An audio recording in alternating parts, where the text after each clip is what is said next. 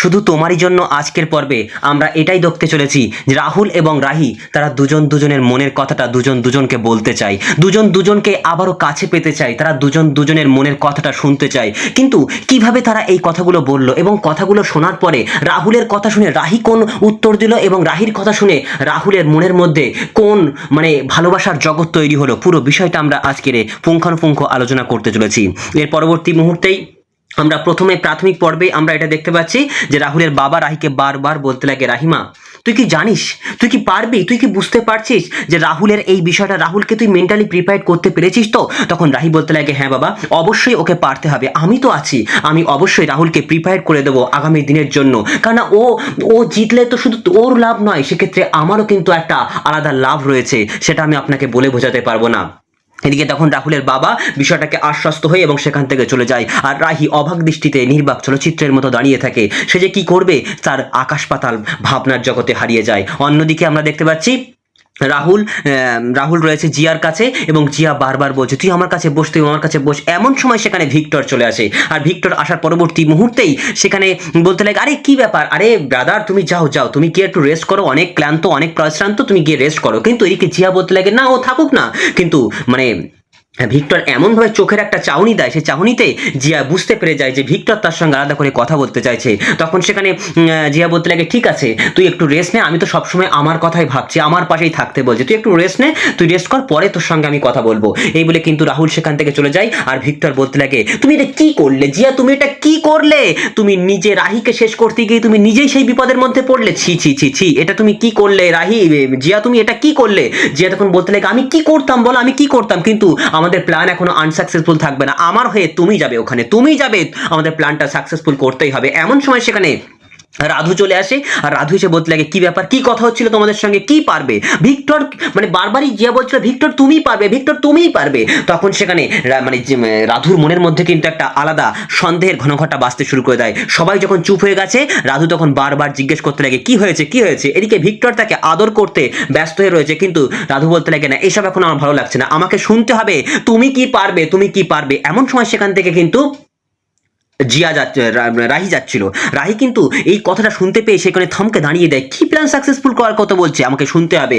এদিকে তখন ভিক্টর বলতে লাগে, আসলে ব্রাদারের তো আর কয়েকদিন পরে খেলা রয়েছে, সেই খেলার মাঠে জিয়া তো যাওয়ার কথা, জিয়া যাবে না, সেক্ষেত্রে আমাকে বলছিল যে আমাকে যেতে, আমি তাহলে পারবো। কিন্তু এদিকে রাধু বলতে লাগে, তোমাকে কেন যেতে হবে, আরে আমার ভাইয়ের খেলা, আমি যাবো তার সঙ্গে। তখন সেখানে বলতে লাগে, ও তাহলে তো কোনো ব্যাপার নেই, I love you so much, I love you so much. তো যাই হোক, এরকম করে কথাটা ম্যানেজ করে দেয়। আর এদিকে তখন বলতে লাগে, জিয়া যে আমার খিদে পেয়েছে, আমাকে একটু খেতে দাও। তো যথারীতি খাওয়ানো আরম্ভ করে দেয়। আর এদিকে ভিক্টর কিন্তু মন মরা হয়ে অন্যরকম চিন্তার জগতে হারিয়ে যায়, যেটা দেখে কিন্তু জিয়ার মনের মধ্যে কিন্তু সেই সন্দেহ ঘনঘটাটা একদমই কাটেনি। যে ভিক্টর যে কথাগুলো বোঝানোর জন্য বললো, সেটা কিন্তু তার মুখের ওপরে কথা বলা আর কি, এটা কোনো ব্যাপারই না। এদিকে রাহি কিন্তু সে মনে মনে প্রচন্ড অন্ধকার জগতে হারিয়ে যায়। কি প্ল্যান সাকসেসফুল করার কথা বলছে, ভিক্টর কেন যাবে, রাধু কেন যাবে এবং জিয়া কেন এরকম কথা বলছে, পুরো বিষয়টা তার মধ্যে কিন্তু একটা সন্দেহের ঘনঘটা তৈরি করে দেয়। সে কিন্তু প্রচন্ড সন্দেহের মধ্যে আবদ্ধ হতে শুরু করে দেয়। এর পরবর্তী মুহূর্তে আমরা দেখতে পাচ্ছি যে রাহুল বসে আছে এবং রাহুলের পাশে গিয়ে কিন্তু রাহি বলতে লাগে যে আজকে কিন্তু মেলটা চলে এসেছে, তোমার কিন্তু ফাইনাল খেলার ম্যাচ শুরু হওয়ার দিন কিন্তু ডেট কিন্তু দিয়ে দিয়েছে, সেক্ষেত্রে তোমাকে সবকিছু গুছিয়ে নিতে হবে। আর তোমাকে এরকম ভাবে যে ওই হাত দেখে বলতে লাগে, তোমাকে এরকম ভাবে যে মারতে হবে, সেসব খেলাগুলো প্র্যাকটিস করতে হবে, সকালে 3 ঘন্টা আর সন্ধ্যেবেলা 2 ঘন্টা 5 ঘন্টা করে প্র্যাকটিস করতে হবে। এমন সময় রাহুল আস্তে আস্তে করে সামনের দিকে এগিয়ে যায় এবং রাহি বলতে লাগে, কি হচ্ছে কি হচ্ছে, ঘরের দরজা খোলা রয়েছে, কি হচ্ছে, আমাকে ছেড়ে দাও, আমাকে ছেড়ে দাও, আমাকে ছাড়ো রাহুল, আমাকে ছাড়ো। কিন্তু রাহুল তাকে একেবারে দেয়ালের সঙ্গে সাপটে ধরার বলতে লাগে, তুমি আমার থেকে কি চাও, আমার থেকে কি চাও, আমি যদি এই টুর্নামেন্টে জিতি তাহলে কি হবে, কি দেখতে চাও। তখন রাহি বলতে লাগে, আমি দেখতে চাই তুমি সফল হও, আমাদের ভারতবর্ষের পতাকা যখন তুমি নিয়ে একদম ফাইনাল ম্যাচে সারা কোর্ট মাঠটা ঘুরে বেড়াবে, তখন আমার বুকটা গর্বে ভরে উঠবে, আমি চাই তুমি ভালো হও, তুমি সবকিছু করো। সব কথাগুলোতে এমন একটা কথা বলছে যে রাহুল বারবার জিজ্ঞেস করতে চাইছে, তার মনের কথাটা শুনতে চাইছে, যে সে চাই রাহুল তাকে ভালোবাসুক, রাহুলকে সে ভালোবাসুক, এরকম কথা একটা শুনতে চাইছে। কিন্তু রাহি কোনো মতেই কিন্তু সে বিষয়টা বলছে না। তখন রাহি কে আবার রাহুল জিজ্ঞেস করতে চাচ্ছে যে আর কি চাও, তুমি আর কি চাও। রাহি তখন বলতে লাগে, আমি চাই তুমি ভালো হও, তুমি দেশের নাম করো, দেশের নাম উজ্জ্বল করো, তুমি সবকিছু করো, তুমি এই করো, তুমি এই করো, তুমি তাই করো।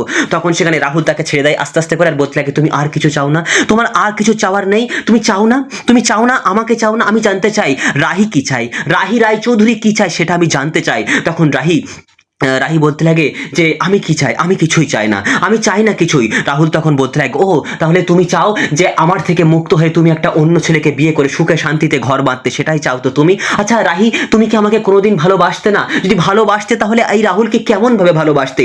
এদিকে তখন রাহি বলতে লাগে যে আমি কি ভালোবাসি না বাসি সেটা আমি আর কিছু বলে বোঝাতে পারবো না, কিন্তু রাহুল তুমি ভালো হও, তুমি জয়ী হও। আমার মনের কথাটা তুমি তো শুনতে চাওনি, তুমি তো কখনোই আমাকে ভালোবাসোনি রাহুল। তুমি যদি আমাকে ভালোবাসতে তাহলে আমি সবকিছু বলতাম, তুমি তো আমাকে ভালোই বাসনি। এদিকে রাহুল বলতে লাগে না তুমি তাই বোঝো তাই না, তুমি তাই বোঝো। আচ্ছা সত্যি করে বলো তো রাহি, তোমাকে যদি আমি ভালোবাসতাম তাহলে তুমি কি করতে বলো? তোমাকে আমি যদি ভালোবাসতাম তুমি আমার জন্য কি করতে, আমার জন্য কি করতে পারতে?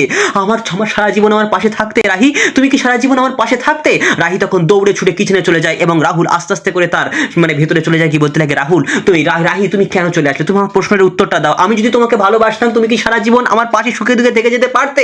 রাহি তখন বলতে লাগে এসব প্রশ্নে আমি কোনো উত্তর দিতে পারবো না। কি বলবো তোমাকে আমি, কি বলবো আমি কিচ্ছু বলতে চাচ্ছি না, আমি কিচ্ছু বলতে চাই না। তখন রাহুল প্রচন্ড রাগে গড়গড় করতে করতে কাঁচা লঙ্কা গালের মধ্যে ঢুকিয়ে দেয়। আর এদিকে রাহি অবাক দৃষ্টিতে তাকিয়ে থাকে। তখন রাহুল বলতে লাগে আমার পিছনে আসবে না, একদম পিছনে আসবে না। এই বলে কিন্তু সে ঘরের মধ্যে গিয়ে প্রচন্ড কাকুতি মিনতি করতে লাগে, প্রচন্ড ঠাকুর কি ঝাল কি ঝাল এই বলে জল পান করতে শুরু করে দেয়। এইদিকে তখন রাহি একটা মধুর কৌটো নিয়ে তার সামনে চলে যায়, বলতে লাগে রাহুল মধুটা খেয়ে নাও, খেয়ে নাও, তোমার গলা জ্বলবে, বুক জ্বলবে। রাহুল তখন বলতে লাগে জ্বলুক জ্বলুক, আমার সবকিছু জ্বলে ছারখার হয়ে যাক, আমি চাই না, সব চাই না। এদিকে রাহি বারবার মধু চামচ করে ঢেলছে আর তার সামনে যেই না ধরছে রাহুল তখন বারবার সেই চামচটাকে সরে ফিরিয়ে দিচ্ছে। এরকম করতে করতে 4-5 বার এমন করার পরবর্তী মুহূর্তে রাহুল কি করে, রাহির মুখের দিকে তাকিয়ে সেই মধুর চামচটা মুখে নেয় এবং মধু খেতে শুরু করে দেয় এবং রাহির মুখে তখন হাসি ফুটে ওঠে। এর পরবর্তী দিনেই আমরা দেখতে পাচ্ছি রাহুলের বাবা খেতে বসেছে এবং সে বলতে লাগে যে আমার খুব গর্বের দিন, এই অঞ্চলের জন্য একটা গর্বের দিন, আমার ছেলে এই অঞ্চলের নাম করতে চলেছে, এই অঞ্চলের একটা আলাদা প্রায়োরিটি দিতে চলেছে।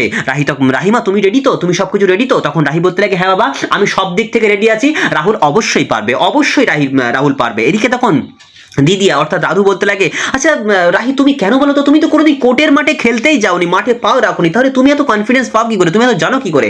রাহি তখন বলতে লাগে যে একটা কথাই আছে না যে জানার কোনো শেষ নেই, লেখাপড়ার কোনো শেষ নেই এবং পড়াশোনারও কোনো শেষ নেই, সেক্ষেত্রে শেখার জন্য মাঠে যেতে হবে কেন? আমি পড়াশোনার মধ্যে পড়াশোনা লেখাপড়া করা মেয়ে, সেক্ষেত্রে আমি সব শিখে গেছি। তখন রাধু বলতে লাগে তুমি না বারবার সবসময় নিজেকে প্রমাণ করা, নিজে এটা করতে পারি, নিজে ওটা করতে পারি, নিজে এইসব করতে পারি, তুমি কেন বলো তো বারবার নিজেকে প্রমাণ করতে চাও, কেন এরকমটা করতে চাও? তখন রাহুল বলতে লাগে আসলে দিদিয়া কি বলতো, ও নিজেকে প্রমাণ করতে চায়, ও আমাকে জেতাতে চায়, কিন্তু এটা অন্য কারণে জেতাতে চায়। আর এমন কথা শুনতেই রাহি মনটা কাচুমাচু হয়ে যায়। সে মনে করতে লাগে যেটা আমাদের পার্সোনাল ম্যাটার, এটা আমাদের ব্যক্তিগত কথা, সেটা কেন সবার সামনে বলবে, এটা কিন্তু মানতে পারছে না সে।